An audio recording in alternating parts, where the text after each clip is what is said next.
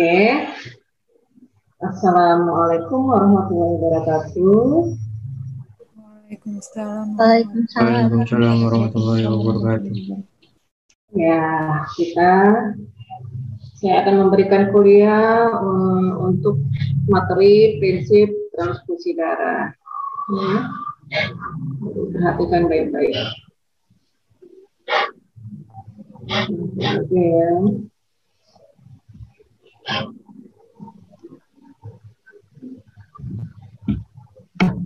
Ya. Jadi prinsip transfusi darah ini ya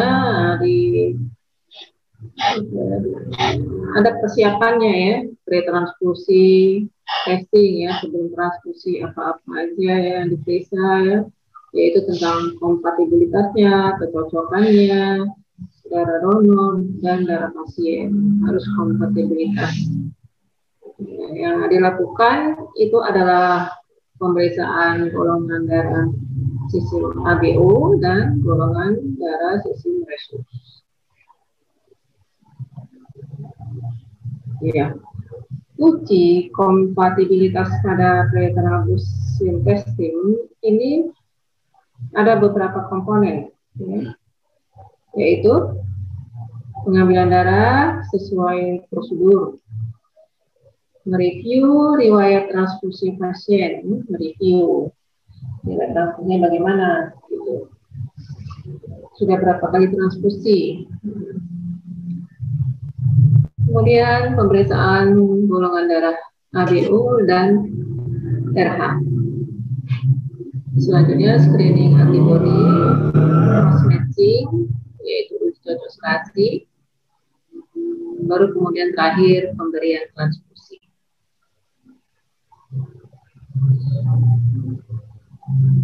Tujuan ini memiliki komponen darah yang tidak menimbulkan kerugian, ya. Jadi uji yang dilakukan ini ya, pre-transfusi memiliki komponen darah yang tidak menimbulkan kerugian yang dapat menimbulkan reaksi transfusi. Daya tahan komponen darah dapat diterima saat ditransfusikan, ya. Jika dilakukan dengan baik, maka uji kompatibilitas ini akan mengkonfirmasi kompatibilitas ABO antara komponen dan resipien.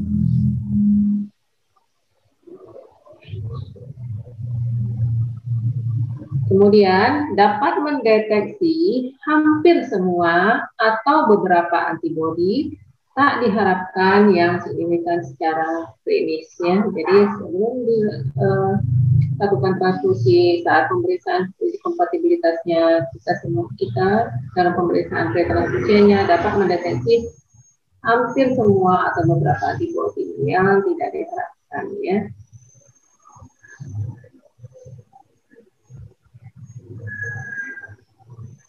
Macam tesnya yaitu golongan darah ABO dan golongan darah resus, screening dan identifikasi antibodi, uji cocok terapi. Untuk kompatibilitas golongan darah ABO ini kita cerita, ya. Jadi golongan darah ABO ya, mungkin di sini sudah melakukan praktikum tentang golongan darah, ya. Sudah apa belum? Belum, ya? Belum, ya. Jadi belum. Ya. Jadi setiap eritrosit itu mempunyai pada permukaan sel eritrositnya itu antigen, ya. Jadi di sini kalau golongan darahnya tipe A, ya, di permukaan eritrositnya itu mempunyai antigen A di sini, ya. Kemudian di plasmanya mempunyai antibodi B. Begitu untuk tipe B, golongan darah B. Jadi pada permukaan sel eritrositnya itu mempunyai antigen B. Sedangkan pada plasmanya itu mempunyai antibodi A. Untuk golongan darah tipe AB, pada permukaan sel eritrositnya mempunyai antigen A dan antigen B. Sedangkan pada plasmanya tidak mempunyai antibodi. Untuk golongan darah O, pada permukaan sel eritrositnya dia tidak mempunyai antigen, ya, baik antigen A atau B dia tidak mempunyai. Untuk plasmanya dia mempunyai antibodi A dan antibodi B. Ya.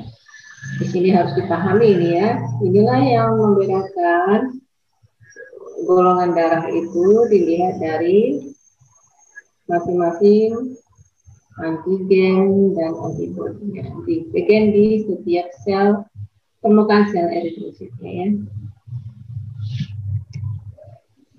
Ini dia. Ini gambarannya. Antigen A, antigen B, antigen AB, pada golongan darah B, dan pada golongan darah O tidak mempunyai antigen. Ini gambaran pada plasma darahnya, ya, di sini.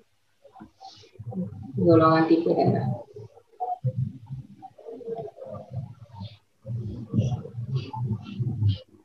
Jadi untuk menentukan penggolongan darah ABO itu kita ada dua cara, dua metode, yaitu metode slide dan metode tabel. Tadi ya, udah jelas tadi, udah saya jelaskan.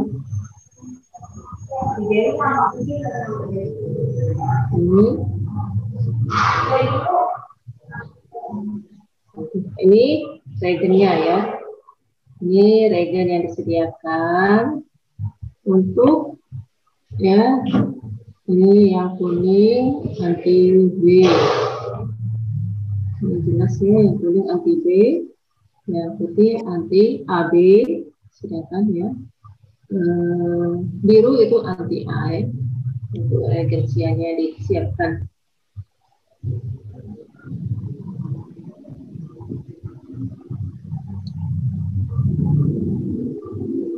Jadi sebenarnya metode slide ini tidak direkomendasi untuk pemeriksaan rutin, ya. Nah, mengapa ini tidak dapat digunakan untuk tujuan transfusi? Karena dapat terjadi positif dan negatif palsu. Larutan reaksinya kering dapat dikeluarkan dengan positif. Kurang sensitifnya tidak reliable untuk reaksi antigen dan antibodi lemah. Jadi hanya dapat digunakan pada kasus darurat penggolongan darah ABO atau untuk seleksi donor platelet paresis.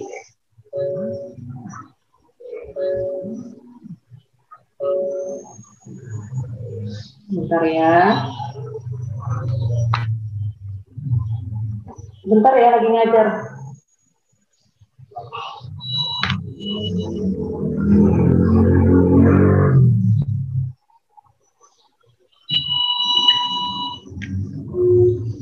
Untuk metode slide ini, reagen yang dipersiapkan reagen yaitu antisera A, antisera B, antisera AB, ya. Jadi jika menggunakan AB monoklonal cukup menggunakan anti A dan anti B saja. Untuk alat disiapkan objek gelas bersih, pipet tetes, batang pengaduk bersih, kertas tisu, ya, kata pembersih.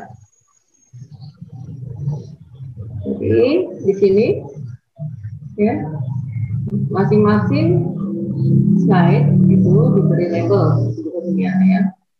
Di sini diletakkan dulu, ya, teteskan antisera masing-masing satu tetes di objek gelas.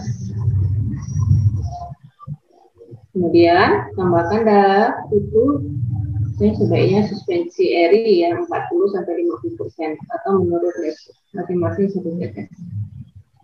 Kemudian aduk, ya, aduk dengan diameter 15 mm. Jadi satu batang pengaduk hanya boleh untuk satu slide, ya, antisera A tidak boleh dicampur dengan antisera B untuk mengaduknya. Jadi ini harus masing-masing batang pengaduk. Jadi setelah diaduk itu digoyang 2 menit, kemudian amati terhadap aglutinasinya ya, ada aglutinasi atau tidak. Ya, jadi interpretasi bila positif ada aglutinasi. Jadi jenis golongan darah disesuaikan jenis antiserannya ya. Jadi di tempat aglutinasinya, misalnya di aglutinasinya di tempat antisera A, gitu ya, golongan darah A gitu ya. Aglutinasinya jadi di antisera B itu golongan darah seperti ini ya. Aglutinasinya terjadi di golongan darah anti B, jadi dia A, dia B ya. Kalau aglutinasinya terjadi di anti A, anti B, ini anti. Tapi kalau tidak terjadi aglutinasi, ini ya. Ini kalau negatif ya tadi ya, tidak ada aglutinasi, jenis golongan darah tidak sesuai dengan jenis manusia. Ini tadi ya, ini negatif ya, tidak terjadi aglutinasi. Jadi begitu aja ya. Jadi kalau untuk metode SLAC itu mudah. Jadi sampelnya pun bisa dari darah ya, dari parivar jari boleh. Tapi itulah ya, kalau untuk transfusi ini tidak cukup. Untuk transfusi ada metode penggolongan, pemeriksaannya khusus lagi ya, tidak bisa metode lain.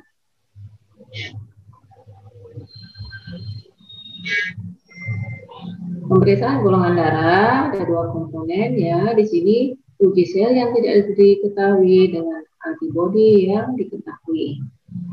Uji serum ya, atau uji plasma yang tidak diketahui dengan sel yang telah diketahui. Pola dibandingkan dan golongan darah diketahui. Seperti ini ya. Jadi dia ada 2 komponen. Selain uji sel, dia juga harus melalui uji serum. Jadi dua-dua betul. Jadi ini yang pertama adalah metode tabung nih. Di sini ya ada metodenya cell grouping atau part grouping. Ini mengidentifikasi antigen yang tidak diketahui yang diekspresikan di permukaan eritrosit.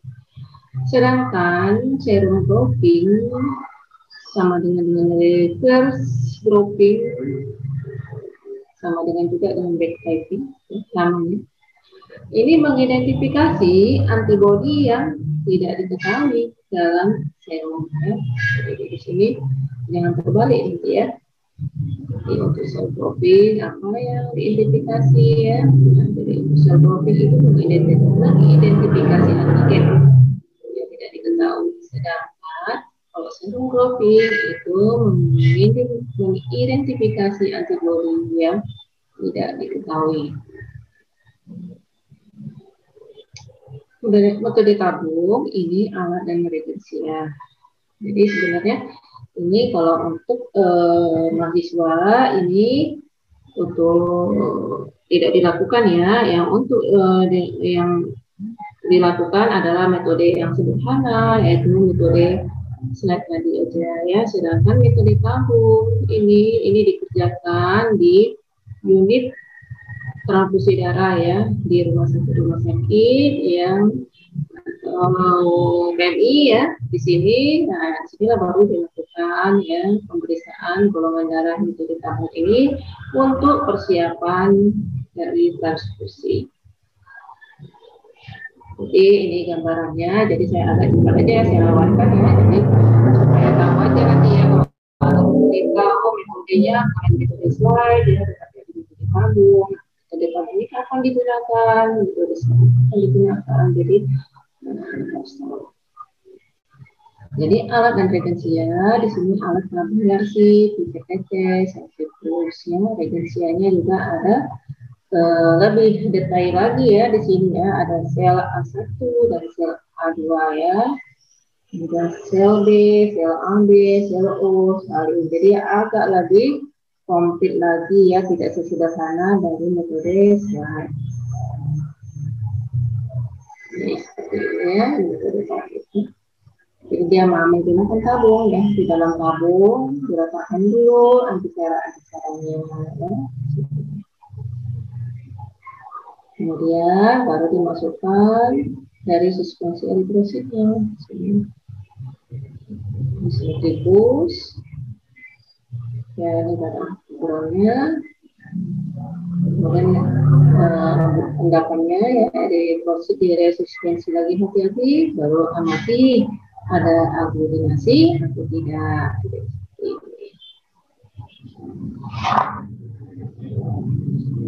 Jadi seperti ini ya. Ini adalah on kopi ya. Cek aglutinasi.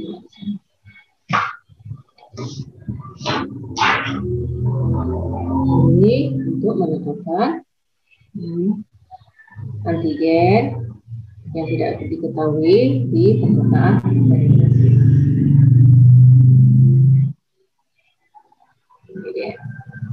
Bisa seperti ini ya. Kalau dia anti A, kalau dia golongan darah A seperti ini hasilnya. Ya. Berarti di tabung yang anti A ada aglutinasi. Begitu juga ya dengan golongan B, bila terjadi aglutinasi pada tabung yang berisi anti B. Jadi ya, pakai AB kedua tabung aglutinasi. Yang golongan darah O di sini tidak terjadi aglutinasi. Ini laporannya harus dibuat. Ya. Jadi kalau untuk metode tabung serum dropping adalah sebagai kita mencari antibodi yang tidak diketahui. Antigennya sudah diketahui. Yang antigen di permukaan sel eritrosit sudah diketahui, sedangkan antibodinya tidak diketahui. Jadi yang di dalam tabung duluan adalah diletakkan sel eritrosit yang sudah suspensi. Baru kemudian diteteskan serum pasiennya buat estimasi kadar darah. Kemudian disentrifus, kemudian amati ya di sini, diinkubasi lagi ya 5 sampai 10 menit. Amati aglutinasinya seperti ini. Ini serum dropping ya, reverse serum dropping. Ini untuk mencari ya antibodi yang tidak diketahui. Ini hasilnya.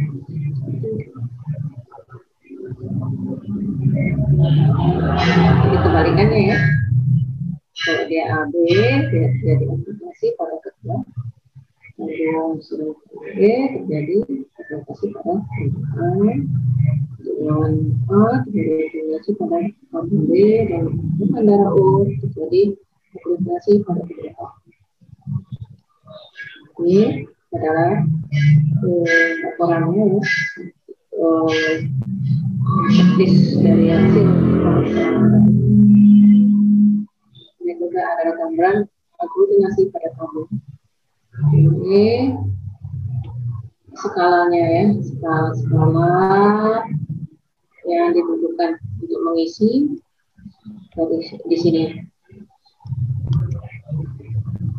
Jadi agak lebih detail lagi ya materi topik ini. Inilah kerja dari unit transfusi dari APPI ya. Seperti ini. Retransfusi. Sumber kesalahan penyebab diskrepansi golongan darah HbO tidak cocokkan itu. Ini adalah inadequate-nya identifikasi sampel tabung atau slide. Suspensi sel terlalu kuat atau lemah. Kesalahan clerical, mission observation of hemolysis, gagal atau lupa menambahkan regensia, sentrifus tidak dikalibrasi, regensia terkontaminasi atau kadaluarsa. tidak mengikuti petunjuk pabrik. Jadi ini semua ya bisa menyebabkan diskrepansi kesalahan. Kesalahan teknik adalah alat gelas kotor, reagensia, kontaminasi, atau kadaluarsa. Temperatur tidak sesuai, konsentrasi sel tidak sesuai, sentrifugasi tidak sesuai, keteladoran kesalahan, identifikasi pasien, sampel, dan pembacaan hasilnya. Jadi, ahli imunologi kebangsaan Australia bernama Paul Landsteiner ya, ini mengelompokkan golongan darah manusia berdasarkan ada atau tidak adanya aglutinogen. Maka golongan darah dikelompokkan menjadi golongan darah A, B, AB, dan O.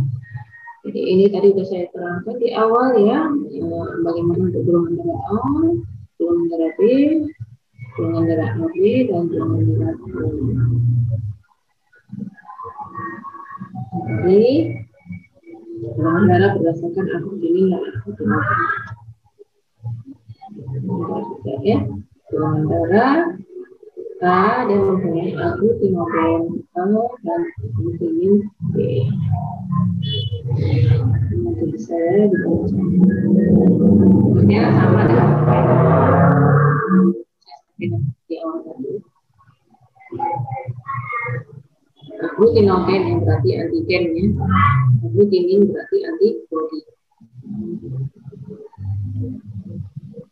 Juga ya tabel aglutinasi golongan darah dengan serum anti A, anti B, dan anti AB.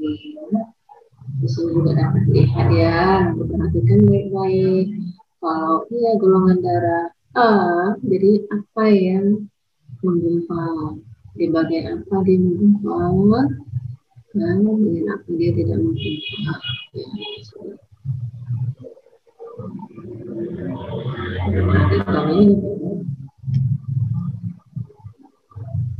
ini juga ya, tadi udah sama gambarnya seperti yang sebelumnya. Gambaran uji serum golongan darah ya. Sudah saya langsung juga tadi. Masuk ke penggolongan darah resus. Ini penting juga ya. Jadi udah cocok tadi golongan darah sistem ABO-nya, tapi resusnya tidak cocok, nah, tidak bisa juga diterima sama yang mau terima donor. Jadi harus cocok secara keseluruhan. Metode resus ini kira-kira 85% dari seluruh bangsa berkulit putih adalah resus negatif. Sedangkan pada bangsa Afrika yang berkulit hitam 100% adalah resus positif. Resus positif maka di dalam eritrositnya terdapat aglutinogen atau antigen resus. Disebut juga aglutinogen D.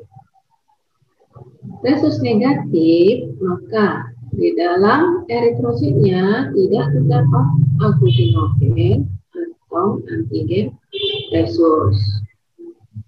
Aglutinogen D. Golongan darah resus ini dapat mempengaruhi keturunan dan jika terjadi ketidakcocokan maka dapat menyebabkan kelainan eritroblastosis fetalis. Jadi ini ada tabel fenotip dan genotip. Jadi fenotip itu yang tampak ya, dan pemeriksaan. Genotip itu ukirnya ya. Di sini macam resus untuk resus positif, fenotipnya resus positif, genotipnya bisa ya RH positif dengan RH positif atau RH positif dengan RH negatif. Untuk resus negatif, ini fenotipnya yang kelihatan pada pemeriksaan adalah resus negatif. Sedangkan gennya itu dua-dua RH negatif. Jadi dilihat juga ya, sama caranya ya. Reagennya adalah reagen D, nanti dilihat dari slide-nya mana yang mengalami aglutinasi. Jadi yang mengalami aglutinasi itu dinyatakan dengan kasus positif. Bila tidak mengalami aglutinasi dinyatakan dengan kasus negatif. Untuk orang Indonesia ya umumnya mayoritas adalah resus positif ya. Kita ini resus positif. Jadi ada lagi pemeriksaan yang namanya COMTES. Ini anti-human globulin test ya. Ini juga dilakukan pada pre-transfusion. Ya. Jadi ini pertama kali ya Carlo Moreschi yang pertama kali menjelaskan prinsip teknik anti-globulin. Com dan Moren dan Reich mengenalkan tes anti-human globulin ke dalam praktek laboratorium rutin. Tes ini digunakan untuk mendeteksi antibodi golongan darah dalam serum. Jadi di sini mendeteksi antibodi ya, antibodi dalam serum, antibodi di permukaan erosit, bagaimana sensitisasinya. Reaksi antibodi ya ada yang complete antibodi yaitu IgM, ada yang incomplete antibodi IgG. Pada individu normal tidak terdapat incomplete antibodi. Pada penyakit autoantibodi dalam serum ini seperti pada penyakit autoimun hemolytic anemia yang dikenal dengan AIH ini terdapat incomplete antibodi. Incomplete antibodinya positif. Anti-human globulin ya atau COMTES ya ini sama. Jadi pemeriksaannya ada dua metode juga yang direct anti-human globulin ya, COMTES direct, kemudian ada yang indirect anti-human globulin test. Direct anti-human globulin test ya di sini yang COMTES-nya direct, prinsip direct anti-human globulin test ini digunakan untuk menunjukkan adanya IgG dan atau komplemen di permukaan eritrosit in vivo. Hal ini terjadi setelah terjadi kompleks antigen antibodi. Ya, inilah cara-caranya ya. Memakai darah perifer ya, darah perifer diambil dari vena dimasukkan ke dalam tabung. Ya, dilakukan suspensi eritrosit ya, eritrositnya itu dicuci ya, nah, dicuci diambil suspensinya eritrosit sehingga ya antibodi di permukaan eritrosit yang tidak diperlukan akan tidak terikut pada pemeriksaan ini.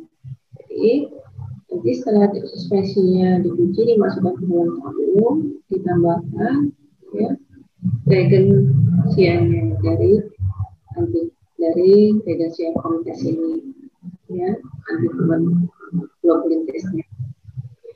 Jadi bila positif ya akan terjadi aglutinasi ya, ini di pemeriksaannya dilihat di bawah mikroskop di sini ya, setelah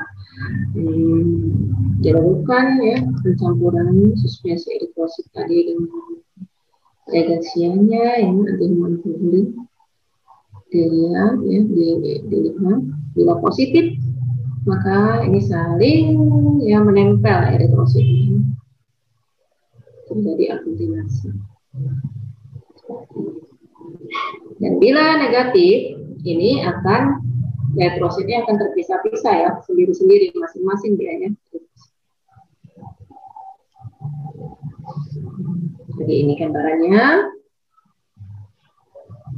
Ini saling menempel dia ya, antara sel eritrosit yang lain ya setelah penambahan dari anti-human globulin. Sel penambahan di sentrifus dilihat lagi di mikroskop. Indikasi dari direct anti-human globulin ini atau competition direct ini untuk anemia hemolitik imun, hemolytic disease, ya, kemudian hemolytic disease of the fetus newborn, ya. Kemudian ya mungkin bisa positif sesudah transfusi darah dengan antigen yang positif di mana resipien mempunyai antibodi terhadap antigen tersebut. Jadi bisa dikatakan komunikasi yang indirect prinsip digunakan untuk menunjukkan antibodi incomplete dalam serum. Aglutinasi dapat terjadi setelah terbentuk kompleks antigen, antibodi, dan penambahan serum COM. Nah, di sini prinsip indirect anti-human globulin test ini yang dipakai dalam pemeriksaan, ya. Di sini pemeriksaan uji cocok serasi, ya, untuk prosmit mayor. Jadi di sini yang digunakan adalah serum pasien, ya, kemudian ditambahkan dari eritrosit donor. Sini eritrositnya tak lupa ya, dicuci, disuspensi, kemudian baru bisa ditambahkan di tabung. Kemudian ya ini sudah saling melengket pada permukaan sel eritrositnya, ditambahkan lagi anti-human globulin testnya, ya, reagensialnya. Kemudian ya diinkubasi, dilihat di bawah sentrifus, dilihat di bawah mikroskop. Maka bila hasilnya positif, maka akan menempel sel eritrosit tersebut membentuk aglutinasi. Sedangkan bila hasilnya negatif, maka tidak ada yang menempel, ya, masing-masing.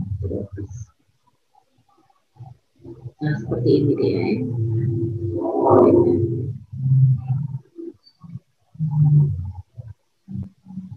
Jadi setelah penambahan dari anti-human globulin, dia akan menempel. Ini yang hasilnya positif. Hasil negatif, nah bisa juga ya, yang negatif itu negatif benar atau negatif palsu. Jadi cek dengan komunitas kontrol sel. Dilakukan dengan komunitas kontrol sel. Jadi hasil positif, negatif benar, tidak ada masalah dalam pemeriksaan. Dan bila negatif palsu, tidak valid ulang pemeriksaan. Ya, ini yang harus benar-benar teliti. Selanjutnya untuk uji cocok serasi pretransfusi ini merupakan tahap akhir dari uji kompatibilitas.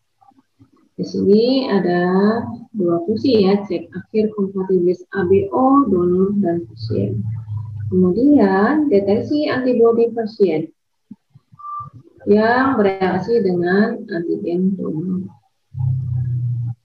Sini kita lihat, ya, untuk uji crossmatch atau uji sidang serasi yang crossmatch mayor itu adalah antara eritrosit donor dengan serum pasien. Jadi dilihat hasilnya bagaimana. Kemudian yang crossmatch minor ini adalah serum donor dicocokkan dengan eritrosit pasien. Bagaimana hasilnya? Kira semuanya ini melewati semua pemeriksaan ini aman, berarti kompatibilitas. Penyebab hasil positif pada uji cocok selasi, ya di sini ada beberapa poin ya yang menjadi penyebab hasil positif pada uji cocok selasi, yaitu kesalahan penggolongan darah ABO dan golongan darah RH pasien atau donor. Lalu antibodi dalam serum pasien bereaksi dengan antigen eritrosit donor. Autoantibodi dalam serum pasien bereaksi dengan antigen eritrosit donor ya. Kemudian klasifisan eritrosit donor oleh protein menghasilkan tes antiglobulin yang positif. Kemudian abnormalitas dalam serum pasien dan kontaminasi dalam sistem tes. Nah, jadi itulah ya yang harus diketahui untuk pretransfusinya. Ya, jadi kalau ini semuanya sudah dilalui, sudah tes sudah tidak ada masalah, ini baru bisa. Nah, dan satu lagi adalah uji untuk penyakit infeksi ya. Nah, setelah melewati ini diuji juga ya apakah dia ada pemain penyakit infeksi seperti hepatitis misalnya ya, atau ada HIV gitu. Jadi semuanya harus bebas dari penyakit infeksi yang berbahaya, yang menular. Jadi kalau ada misalnya juga darahnya udah cocok semua ya, tetapi tidak bisa melalui uji tes dari tes kita tadi ya, HIV atau hepatitis ya, tidak bisa juga ya untuk diterima darahnya. Sampai di sini ada yang kurang jelas?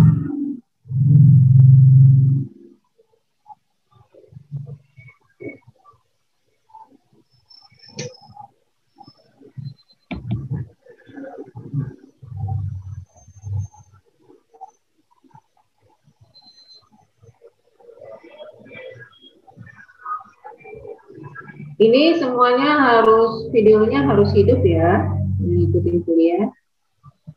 Nggak boleh dimatikan videonya. Kadang ya, orangnya ke kemana nanti? Oke.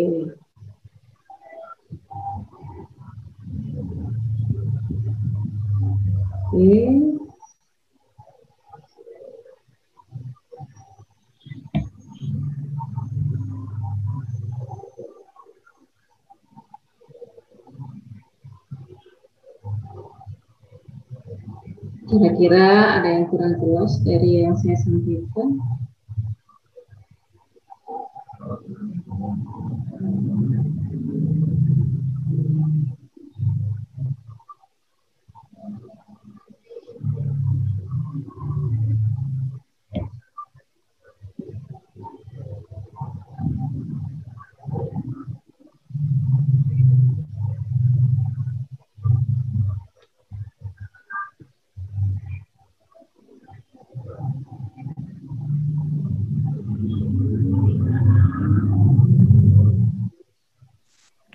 Dokter mau bertanya, dokter. Boleh. Jadi bagaimana dokter orang yang terkena autoimun hemolitik anemia itu transfusi darahnya kayak mana dokter? Apa dia harus sejenis juga gitu dok yang tadi yang ada pemeriksaan AB positif itu tadi dokter harus sama atau bagaimana dokter? Yang incomplete AB positifnya gitu dokter harus sama? Ya, ini yang autoimun ini harus diobati dulu autoimunnya ya. Harus diobati dan kemudian baru bisa ya dicoba transfusinya dengan melalui metode-metode yang tadi itu ya, metode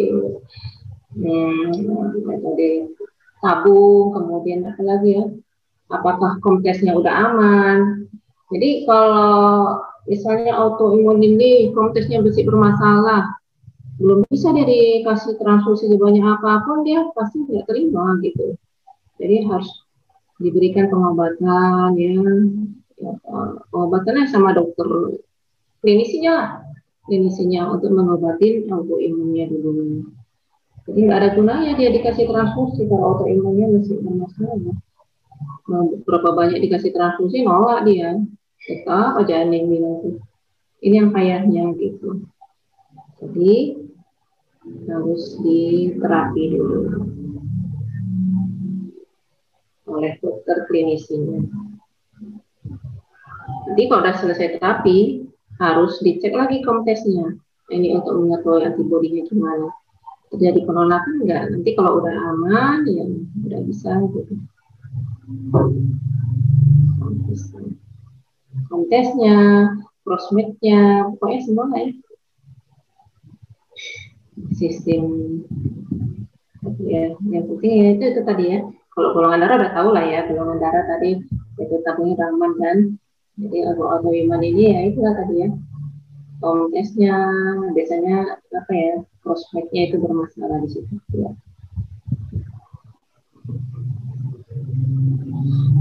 Itu sih ya.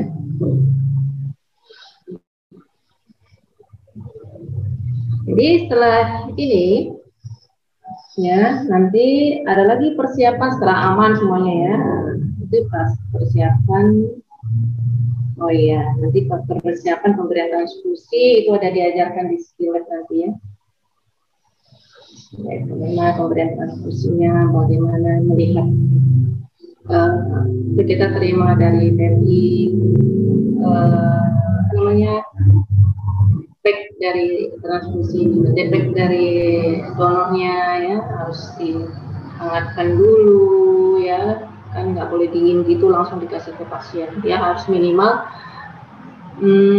apa ya sesuai dengan suhu temperatur tubuh ya. Jadi darah yang diterima itu disesuaikan dulu ya. Kalau metode yang sekarang ini, metode yang ada di rumah sakit masih dikepit ya, dikepit sama keluarganya di balon anduk, dikepit ya, diketiak untuk menyesuaikan dengan suhu tubuhnya.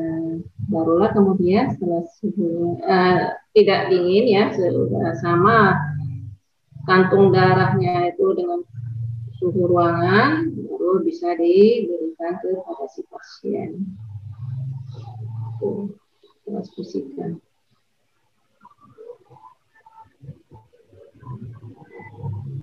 Jadi juga enggak juga ya di backnya itu ya, di back transfusi itu apakah kan di situ ada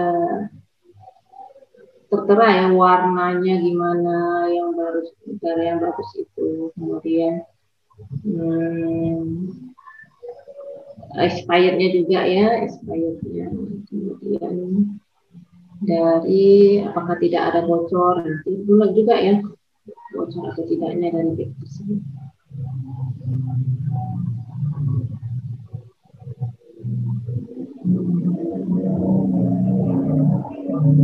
Oke. Dok, ingin bertanya dok. Ya. Di Asia terutama Indonesia banyak nggak dok yang resusnya negatif dok? Di Asia? Iya dok.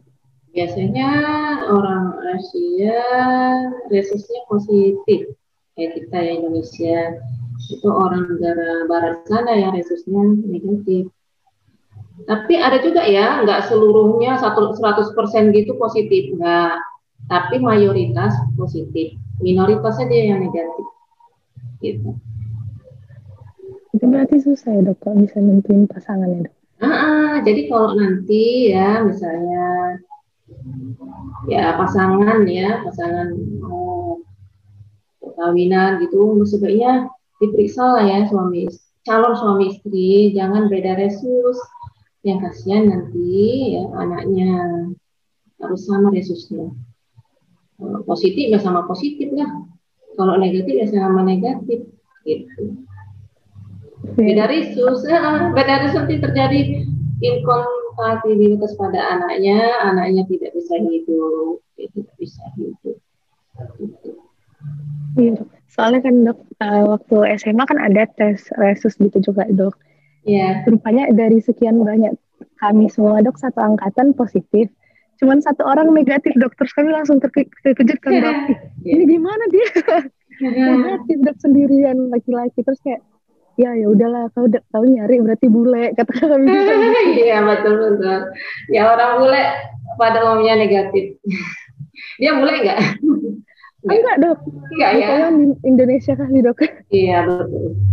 Ya, orang Indonesia kali pun ada juga yang negatif. Jadi di PMI itu dibuat grupnya ya, grup orang-orang yang resus negatif. Jadi kalau ada masalah sama mereka, misalnya memerlukan transfusi, jadi gampang ya untuk mencari orang yang memang resusnya negatif gitu.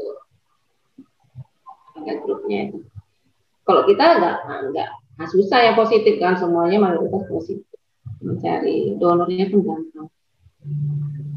Dok, izin tanya lagi dok. Itu Iya. kan resus dia negatif dok. Orang tuanya berarti negatif dok. Nah, tadi kan lihat slide saya nggak? Oh iya. Negatif. Nah, jadi kalau resus negatif dia fenotip dan genotip ya dua-duanya negatif. RH negatif. Ya. Orang. Kalau dia ya, tapi kalau orang tuanya ya negatif.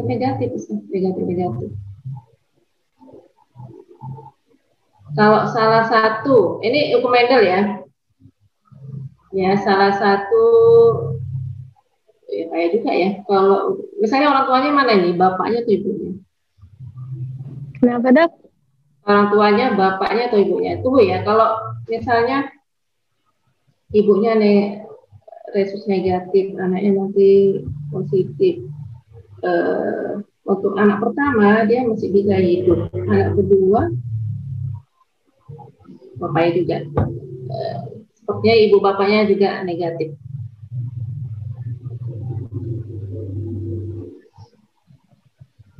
Ya dok.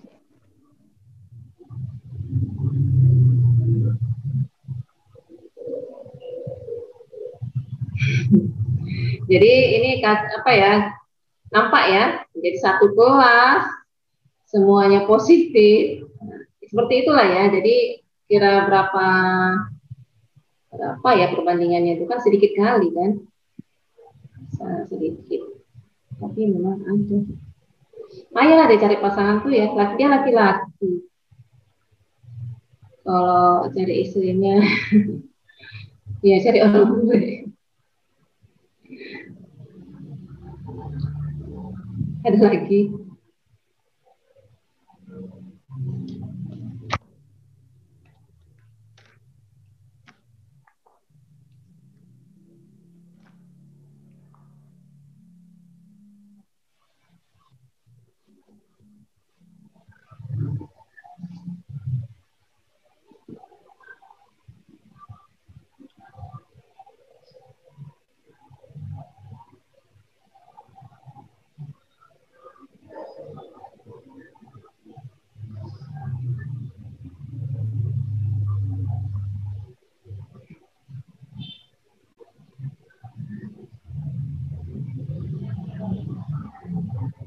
Oke.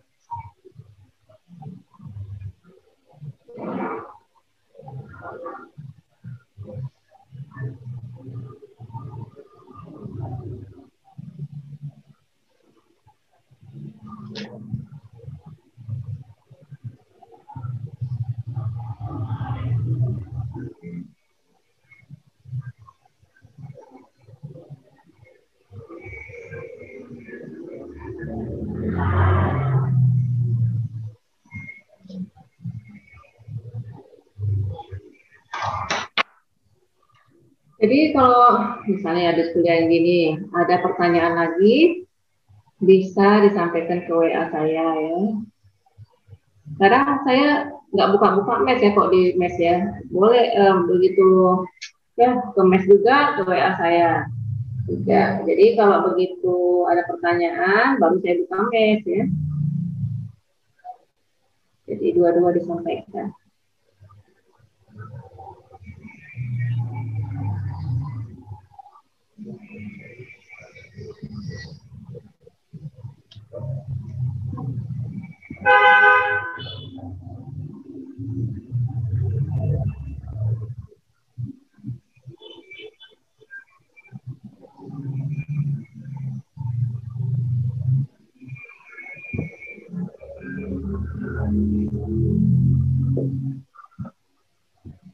Jadi ya, menurut pertanyaan si Azka tadi ya,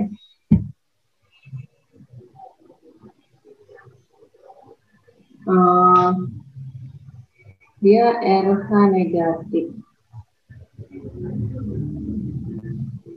ibunya pasti negatif juga ya.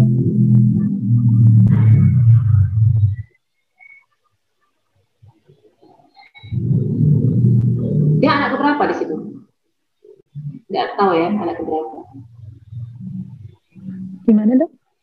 Dia anak keberapa? Yang kawannya tadi yang Dia anak negatif. pertama dok. Anak pertama. Kalau anak pertama bisa aja kedua orang tuanya beda, masih bisa beda ya. Karena anak pertama masih bisa selamat. Tapi kalau anak kedua biasanya tidak bisa selamat karena darah ibunya sudah Dia mengenal. ada adik dok. Oh ada adik juga ya? Oh kalau ada adik berarti dua-dua negatif lah.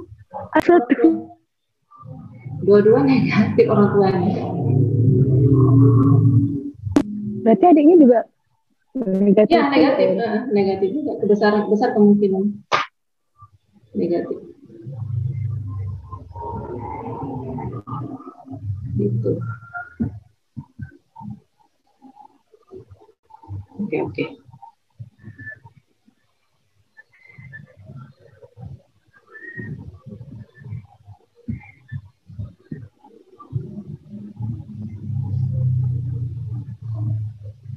Nanti sore itu ya tentang inkompatibilitas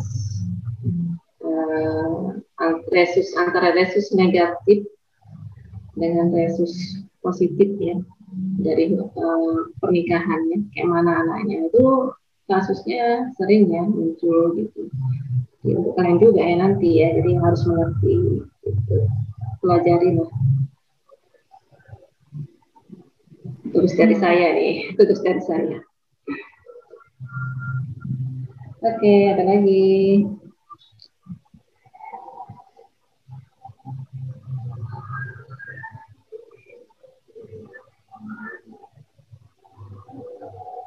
Jadi teori yang saya sampaikan pada hari ini ya sebatas ini ya, sesuai dengan apanya ya, kajian minimalnya saya lihat. Jadi kajian minimalnya itu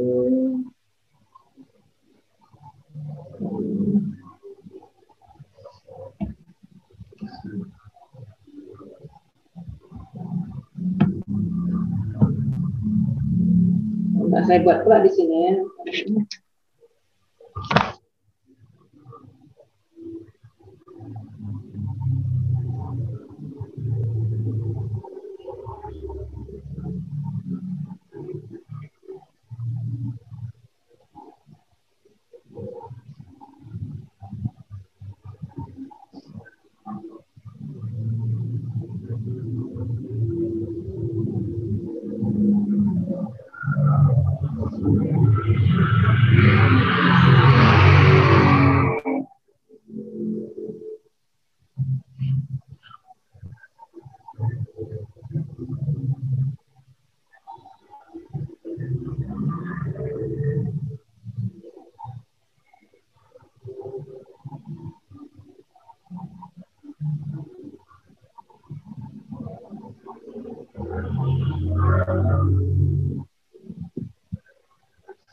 Ya, kajian minimalnya ya untuk diketahui pada perkuliahan ini adalah dasar timbulnya penggolongan darah.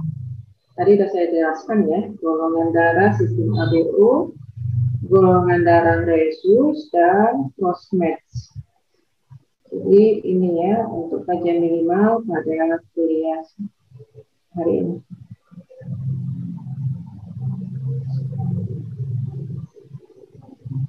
Jadi keempat kajian minimal ini harus dipahami betul-betul ya.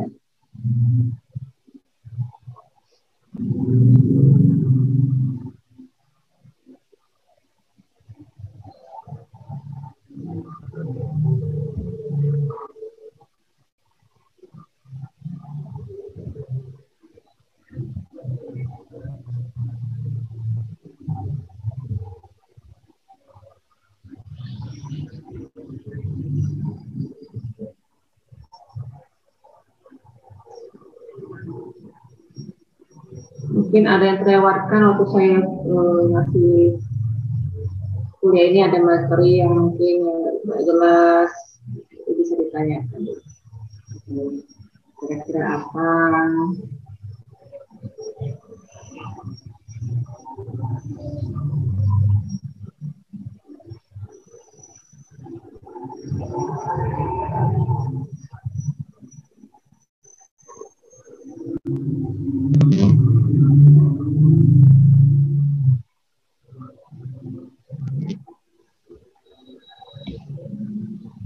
Ini banyak kali nggak hadir ini? Kemana nih?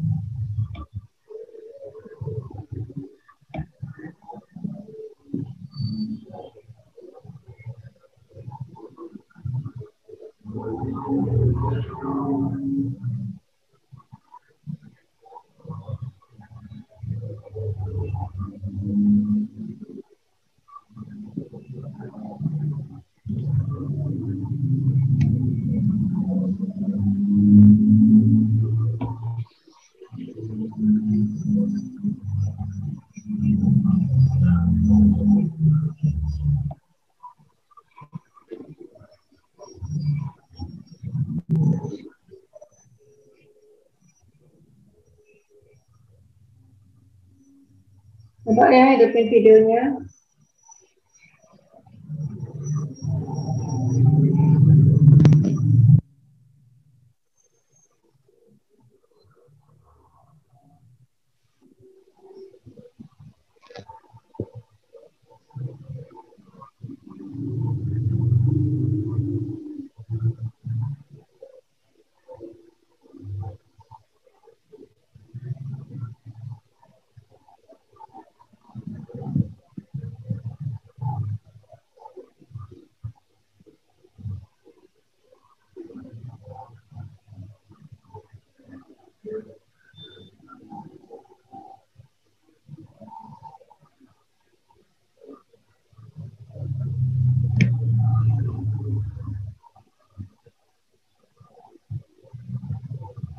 Ini minggu depan ketemu sama saya lagi ya untuk kuliah ya. Ada tentang kelainan fungsi trombosit kan? Mana kontennya ini? Iya dok. Ya, jadi nanti untuk minggu depan jangan nggak on time lagi ya, semuanya harus on time. Iya dok.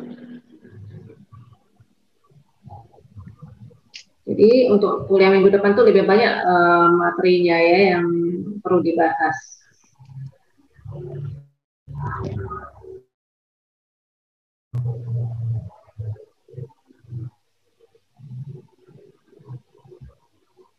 Jadi gimana nih? Pernah udah ada yang menanya lagi ya, itu tadi ya tugasnya ya, cari tentang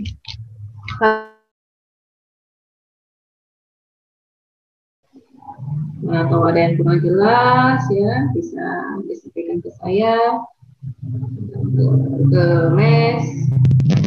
Kalau udah bertanya harus ingatkan saya juga di WA ya, terus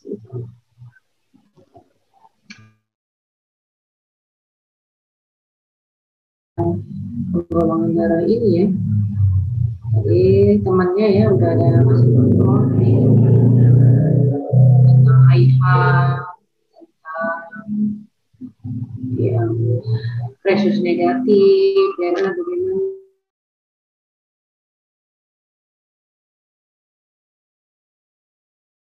Tidak bisa ketidakcocokan dalam diskusi.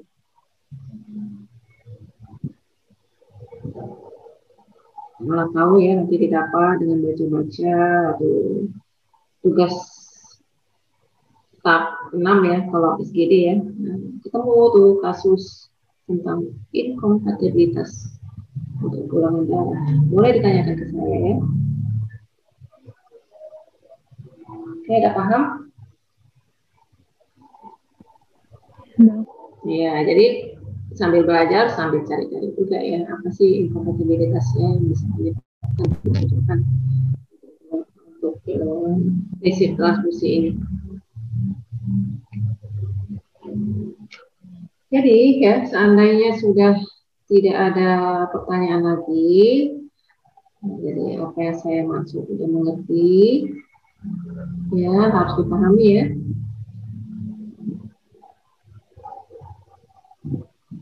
Saya sudahin ya kuliah pakar saya pada sore hari ini, dengan saya tutup dengan alhamdulillah.